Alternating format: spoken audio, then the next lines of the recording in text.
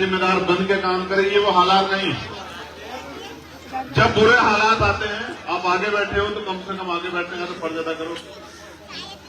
अगर आगे बैठे हो तो देखने में तो अब हालात में देखो क्या हालात और आपके क्या हाल है। मैं यही समझा रहा था, दोहरे हालात, ये ऐसे हालात हैं। आप तो और आप और मैं तो इंसान है, लेकिन अगर चींटियों पे भी मुसीबत आ जाए तो चींटियां इकट्ठा हो जाती, जिम्मेदार हो जाती है और उसका मुकाबला करती। ये वो है जिनको हम पैरों से मसल देते हैं, लेकिन हम इंसान हैं। जो आज हालात है कि संविधान खतरे में आ गया है, लोकतंत्र खतरे में आ गया है। देश की जो बहुत पुरानी पार्टी थी जिसने राज किया, कांग्रेस के राष्ट्रीय अध्यक्ष अभी कह रहे थे, मैंने सुना कि भाई हो सकता है 2024 का चुनाव आखिरी चुनाव, उन्होंने ये भी कहा। इसमें बहुत सच्चाई है कि ऐसे हालात हो सकते हैं। तो क्या हम उन हालातों का मुकाबला सिर्फ नारा लगा के कर सकते हैं? क्या हम उन हालातों का मुकाबला माला पहना के या भाषण देके कर सकते हैं? देखिए, जब लोकतंत्र नहीं था, राजतंत्र था, तो सेना लड़ती थी, जनता नहीं लड़ती थी। कौन लड़ता था? सेना लड़ती थी, सेनापति लड़ते थे। अब लोकतंत्र, हर व्यक्ति लड़ाका, हर व्यक्ति हिस्सेदार है।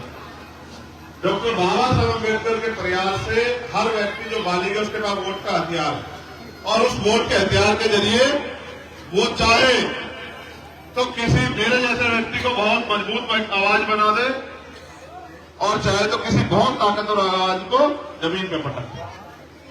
ये हालात फैसला लेने का हालात, ये हालात ऐसा हालात है।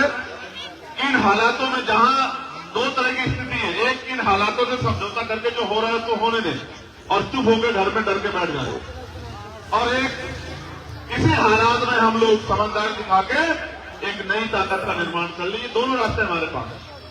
पहला रास्ता चुनने की जरूरत नहीं है, वो चुना हुआ है, वो आपने नहीं, जनता नहीं, वो तो नेताओं ने चुन लिया है। बड़े बड़े नेता जिनके नाम के दिए जलते थे, आज वो ऐसे डर के बैठे हैं सीबीआई, इनकम टैक्स से, जैसे उनके पीछे उनकी कोई जिम्मेदारी ना हो। तो ऐसे हालातों में हम करेंगे क्या? ऐसे हालातों में हमें मिलकर अपनी मजबूत ताकत बनानी। नगीना को इस तरह समझिए, नगीना बिजनौर और बिजनौर को इस तरह समझिए कि आप देश के किसी कोने में चले जाएं, किसी प्रदेश में चले जाएं, आपको बिजनौर का व्यक्ति वहां मिल जाए। और हमेशा इन्होंने ताकत का निर्माण किया हालातों के खिलाफ जाके। भाई वो देखो लोग बैठे, आप कैसे क्या जिम्मेदार हो गए? पीछे हो जाओ, आप भी अल्लाह बेटा पीछे हो जाओ। बहनें माएं बैठी है बेचारी, इतनी देर से इंतजार कर रही है। तो बिजनौर को मैंने करीब से देखा। बिजनौर का आदमी, आप उत्तराखंड जाओ मिल जाएगा, हैदराबाद जाओ मिल जाएगा, आप हरियाणा जाओ मिल जाएगा, पंजाब जाओ मिल जाएगा, आप दिल्ली जाओ मिल जाएगा, हर जगह मिल जाएगा। बिजनौर के लोग बिजनौर से छोड़कर क्यों चलेंगे? ये एक सवाल है, इस पर चर्चा होनी चाहिए। लेकिन एक सवाल ये भी कि बिजनौर ने हमेशा जब जब किसी ने अन्याय के खिलाफ करने का प्रयास किया और किसी ने मजलूम ने, कमजोर ने ताकत बनने का प्रयास किया, बिजनौर के लोगों ने उनका साथ दिया, उनका साथ देकर उनको ताकतवर बनाया। किसी भी व्यक्ति को जानने के लिए, किसी भी जगह को जानने के लिए उसका इतिहास जानने की जरूरत है। आपने ऐसे दौर में यहां अपनी एकता के जरिए दलित, पिछड़े, मुसलमान, हक वंचित, न्याय पसंद लोगों ने समय समय पर ताकत का निर्माण किया। और मैं बड़ा खुश हूं कि भले ही मैंने बिजनौर की धरती में जन्म नहीं लिया, बिजनौर के पड़ोसी जिले में मैंने जन्म लिया, लेकिन मैं जब से नगीना में काम कर रहा हूं और आज मेरे साथ कुछ बहुत जिम्मेदार साथी हैं, मैं गवाही के तौर पे उनको खड़ा कर सकता हूं जो आपको ये बता सकते हैं कि नगीना के लोग क्या सोचते हैं। नगीना का दलित समाज ये सोच रहा है कि उन्होंने बहुत लोगों को मौका दिया। 3 बार नगीना में लोकसभा का चुनाव हुआ।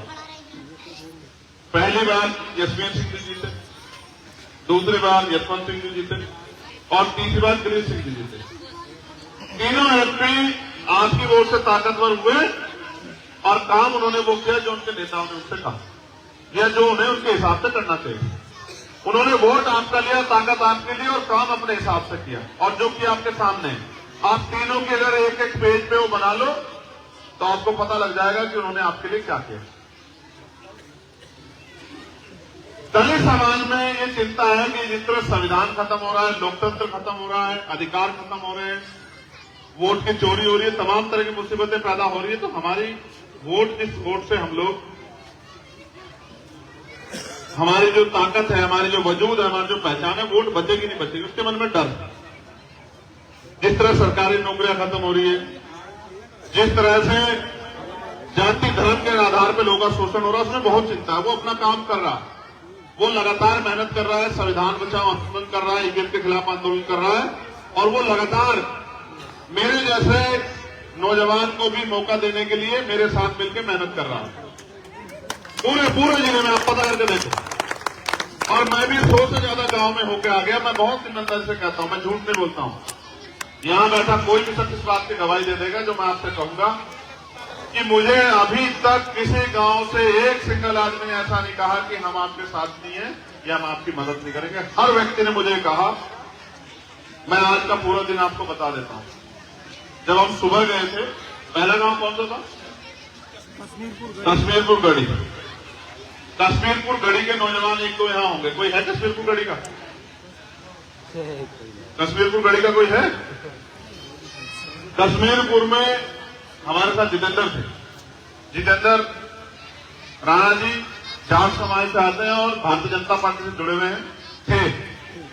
फिर जिस दिन हमारे साथ शामिल हुए तो भारतीय जनता पार्टी को लात मार दी और कहा कि मिलकर हम जुलाई को लड़ेंगे। ईमानदारी से बताना जितेंद्र, आप जिस भी धर्म में आस्था रखते हैं वो अलग वो है, लेकिन आप ये बताना क्या एक व्यक्ति सिंगल था जिसने कश्मीरपुर गढ़ी में कहा कि हम आपके साथ नहीं है? अभी सबसे पहली सभा माननीय चंद्रशेखर जी की कश्मीरपुर गढ़ी में हुई और दूसरी सेलापुर बंदौला गांव है उसमें हुई है। वहाँ जितने भी एससी समाज के हमारे भाई बंधु हैं, सब ने दोनों हाथ खड़े करके भाई जी को आशीर्वाद दिया और भाई साहब को लोकसभा भिजवा, नगीना लोकसभा से संसद भिजवाने के लिए कसम खा ली है। और ये गवाही है, क्यों गवाही? इसलिए कि गवाहियों की बहुत जरूरत पड़ती है। आप जाके खुद चेक कर लेंगे।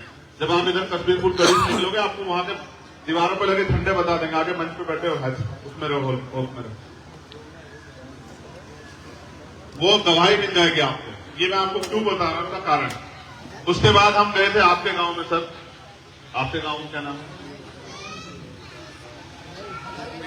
हताई जमरुद्दीन। हताई जमरुद्दीन में गए और वो मैक्सिमम गांव मुस्लिम समाज के लोग ज्यादा रहते हैं।